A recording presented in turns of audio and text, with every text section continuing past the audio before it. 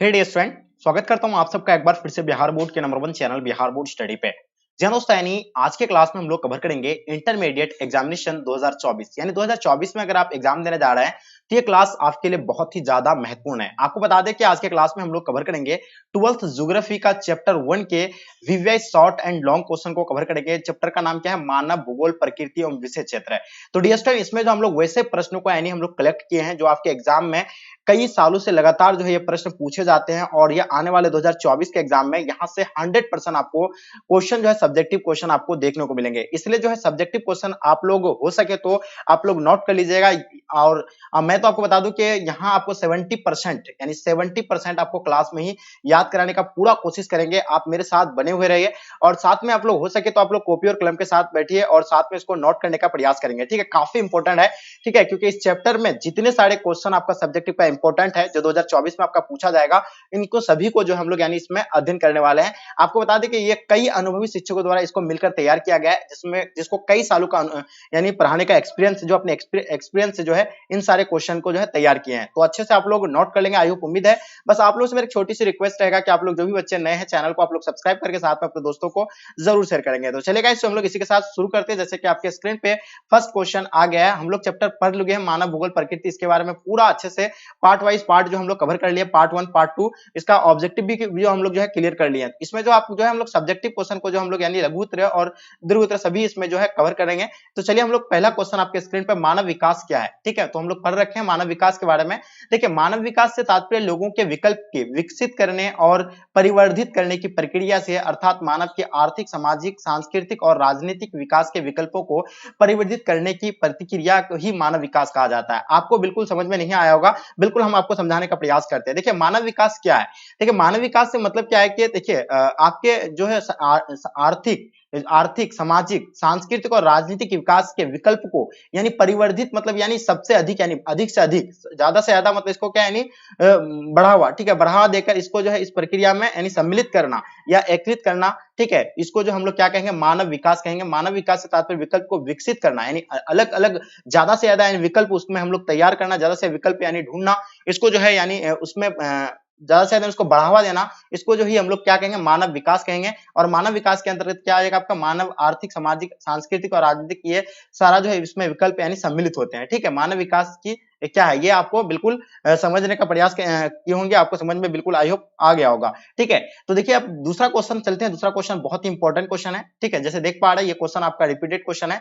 जैसे यहाँ के बीएससीबी 2019 के एग्जाम में पूछा गया, 2022 में भी ये क्वेश्चन जो है पूछे गए। देखिए, मानव भूगोल को परिभाषित कीजिए। देखिए, मानव भूगोल को परिभाषित करते हैं हम लोग किसके अनुसार? रेडजेल, एक वैज्ञानिक है रेडजेल, जिसका ये मत है, वो अवधारणा दिया है, वो कॉल दिया अपना कि मानव भूगोल मानव और समाज के धरातल के मध्य संबंधों का संश्लेषित अध्ययन है। यानी मानव भूगोल मानव और समाज के धरातल के मध्य जो संबंध है उसको यानी क्या, यानी उसका अध्ययन ही जो है क्या कहा गया है? मानव भूगोल कहा है। ठीक है, इसमें चाहे जितने सारे यानी पृथ्वी के ऊपर जितने सारे चीजें हैं, छोटी से छोटी, बड़ी से बड़ी, जितने सारे चीजें हैं, उसको जो है इसमें इस परिभाषा के अंतर्गत वो सम्मिलित किया है। किसके द्वारा? यानी मानव भूगोल परिभाषा ये जो है किसके द्वारा दिया गया? रेडजेल के अनुसार। ठीक है, चलिए हम लोग एलन चर्चित सम्मिल के अनुसार हम लोग देखते हैं, मानव भूगोल अस्थिर पृथ्वी और क्रियाशील मानव और मध्य परिवर्तनशील संबंधों का अध्ययन है। ये किसके अनुसार है?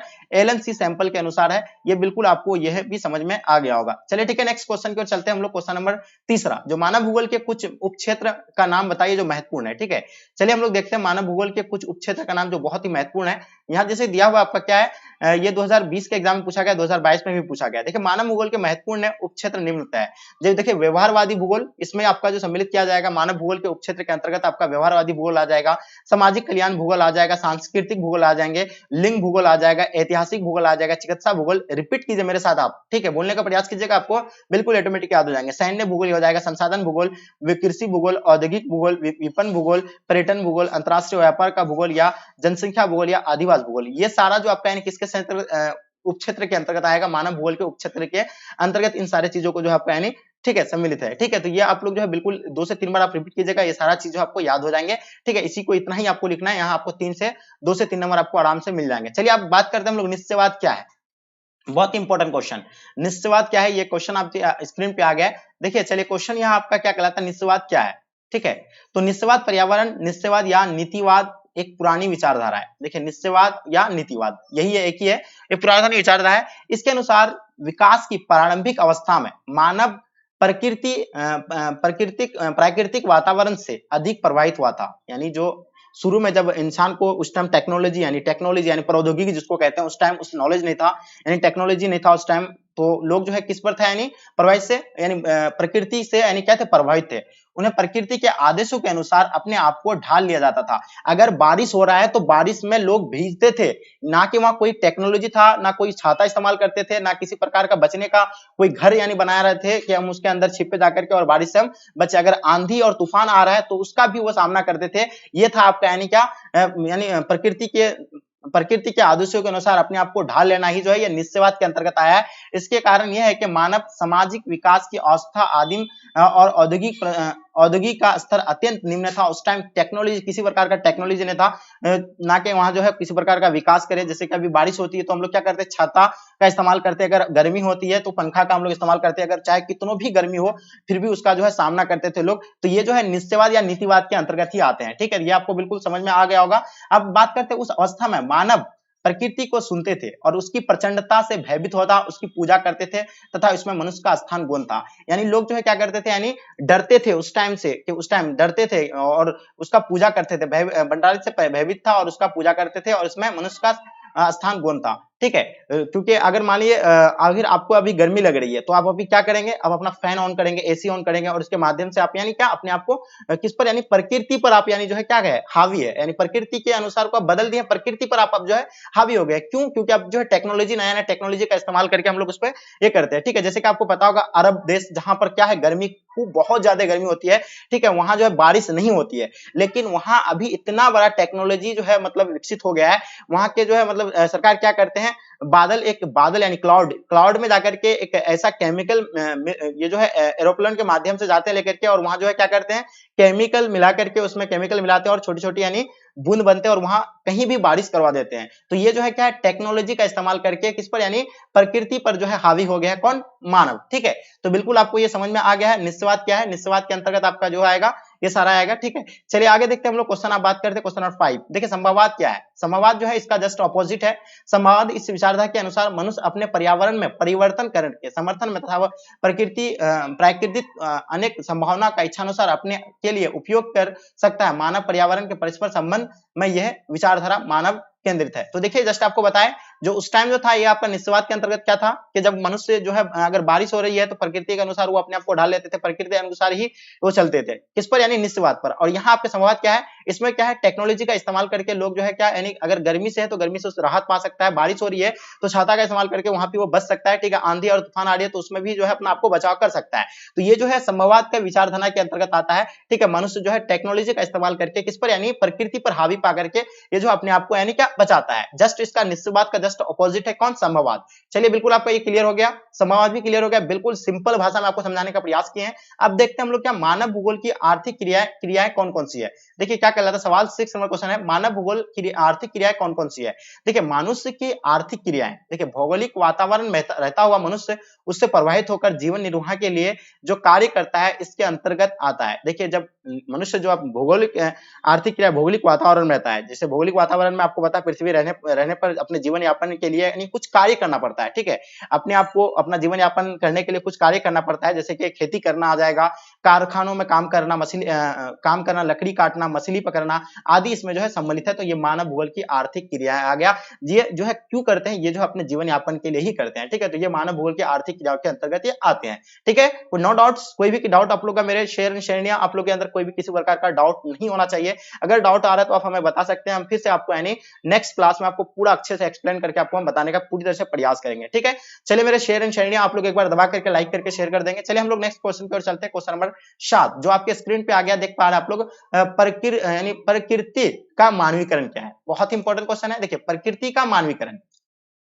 इसके अंतर्गत क्या होता है कि प्रकृति के मानवीकरण की व्याख्या का अर्थ है कि उसमें मनुष्य प्रकृति से डरता और उस पर निर्भर नहीं रहता, ठीक है, निर्भर रहता, सॉरी नहीं रहता हो गया, रहता, बल्कि वो मनुष्य प्रकृति से स्वतंत्र रहता और अब उसमें अपने अनुसार बदलाव कर सकता। इसके अंतर्गत संभववाद, विचारधारा और मानव निश्चयवाद वह भी आते हैं। देखिए इसके अंतर्गत जो है प्रकृति का मानवीकरण के अंतर्गत जो है संभववाद, विचारधारा और नव निश्चयवाद दोनों जो है इसके अंतर्गत आता है। यहाँ जो है प्रकृति का मानवीकरण क्या है कि अभी जो है नए नए टेक्नोलॉजी का इस्तेमाल करके लोग जो है किस पर, यानी जो है मतलब कि प्रकृति पर जो है हावी हो गया है, ठीक है, प्रकृति पर जो है क्या किया है, प्रकृति को जो है किसी मनुष्य अपने आप यानी अपने अनुसार ढाल लेते हैं। पहले जो था क्या था, यानी मानवी का प्रतिकरण था, यानी जो प्रकृति जैसा होता था उसके अनुसार मनुष्य को ढलना पड़ता था, लेकिन अब उल्टा हो गया है, जो मनुष्य अपने अनुसार उसको किसको, प्रकृति को जो है ढाल लिया है, किसी भी चीज को जो है कस्टमाइज करके, मॉडिफाई करके उसको बदलने का, परिवर्तन करने का प्रयास करते हैं, ठीक है। अगर मान लो बारिश, अगर आज अगर मतलब बारिश होती है तो हम लोग पहले पता अनुमान लगा लेते हैं कि आज बारिश होगा इस जगह में,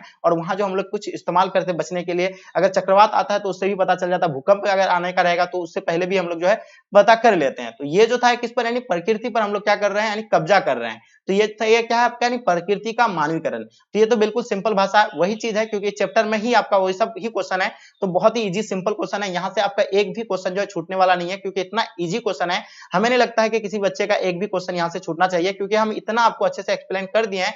अगर आप लोग नहीं देखे हैं तो चैनल में विजिट कीजिए, देखिए बिहार बोर्ड स्टडी चैनल में विजिट कीजिए, प्लेलिस्ट बना हुआ है, वहां जाकर प्लेलिस्ट पे ज्योग्राफी का सेक्शन में जाइएगा और वहां देखिएगा पार्ट 1, यानी पार्ट 1 और पार्ट 2 में जो आपका जो है डिवाइड है, पार्ट 1 पार्ट 2 में जो आपका यानी डिवाइड होगा। उसके बाद इसका फिर ऑब्जेक्टिव क्वेश्चन भी हम लोग जो है कर लिए हैं, ऑब्जेक्टिव भी इसका हम लोग जो है कर लिए हैं। तो आप लोग बिल्कुल आप अच्छे से, यानी ऑब्जेक्टिव प्रश्नों को भी इसका करना है, ठीक है। साथ साथ में जो हमें आपको भी सब्जेक्टिव क्वेश्चन जो है प्रोवाइड कर रहे हैं, जो बहुत ही वीवीआई है, जो अति महत्वपूर्ण आपके एग्जाम के लिए, उनको अभी जो हम लोग कवर कर रहे हैं, ठीक है। तो अच्छे से आप लोग ये याद कर लीजिएगा और साथ में अपने दोस्तों को भी आप लोग जरूर शेयर कीजिएगा। चलिए आगे देखेंगे 8 नंबर क्वेश्चन जो आपके स्क्रीन पे आ गया, जैसे देख पा रहे हैं, मानव का प्रकृतिकरण क्या है। फिर जस्ट उसका ऑपोजिट अभी आपको जैसे बताया क्या है, मानव का प्रकृतिकरण क्या है। देखिए मनुष्य के प्रकृति के का अर्थ क्या होता है कि मनुष्य और प्रकृति के बीच पूर्ण सामंजस्य, मनुष्य अपने आप को प्रकृति के वातावरण के अनुकूल बनाते हैं और इसमें क्या होते हैं, और इन जीने के लिए प्रकृति के नियमों का पालन करते हैं। और तब तक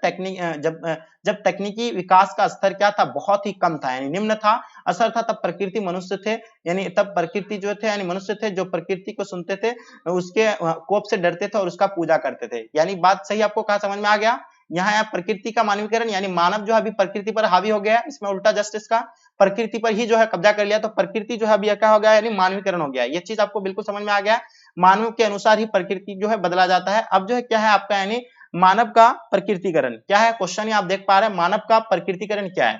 तो देखिए मनुष्य के प्रकृतिकरण का अर्थ जो है, मनुष्य और प्रकृति के बीच पूर्णतः सामंजस्य, मनुष्य अपने आप को प्रकृति वातावरण के अनुसार बना लेते हैं। तो जस्ट इसका ऑपोजिट है, यानी क्या है इसमें कि मनुष्य जो है किसमें, यानी प्रकृति के अनुसार चलते हैं, उसके अनुसार ही ढलते हैं। बारिश होता है तो बारिश का भी सामना करना पड़ेगा, अगर तूफान आता है तूफान का भी उसको सामना करना पड़ेगा, ठीक है। अगर गर्मी खूब हो रही है तो उसका भी उसको सामना करना पड़ेगा, ठीक है। यानी किसी भी प्रकार से, यानी मनुष्य उसके अनुसार, यानी प्रकृति के अनुसार ही अपने आप को ढल जाते थे। इसी को जो है कहा जाता था मानव का प्रकृतिकरण। तो बिल्कुल ऑब्वियसली आपको समझ में आ गया, बहुत ही इजी क्वेश्चन था, जो इन सारे क्वेश्चन को आपको समझ में आ गया होगा। हमें नहीं लगता है कि आपका जो है एग्जाम में ये क्वेश्चन जो है इससे एक भी क्वेश्चन बाहर आपको पूछे जाएंगे, क्योंकि यहाँ से आपको डेफिनेटली 2 क्वेश्चन तो आपको ऑब्वियसली यहाँ से पूछे जाएंगे, ठीक है। तो आप लोग अच्छे से इन 8 क्वेश्चन को अच्छे से नोट कर लीजिएगा, नोट डाउन कर लीजिए। मैं आप सभी बच्चों से कहूंगा कि आप लोग नोट कर लीजिएगा, काफी आपको यहाँ महत्वपूर्ण होने वाला है, ठीक है। चलिए तो यहाँ आपको समझ में आ गया, एक बार फिर से देख लीजिएगा आप लोग क्वेश्चन क्या था आपका, यानी चैप्टर 1 का वीवीआई ऑब्जेक्टिव हम लोग सब्जेक्टिव कवर कर लिए,